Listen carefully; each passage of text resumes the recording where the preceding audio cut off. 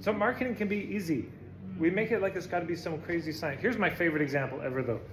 There was Girl Guides, right? They sell their cookies.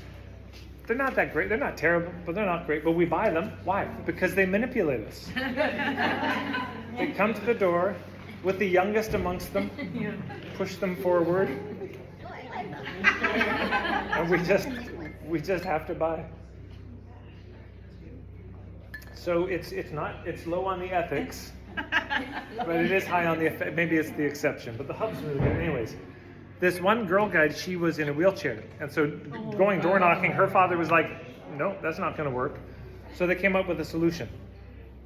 And her daughter built I think it may have been the daughter's idea, but they built a lemonade stand. Okay, so now you come to me. That's good, but well, I'm just going to put it on your street and hope people come to you? No, she put it in front of a hub, which was a weed shop.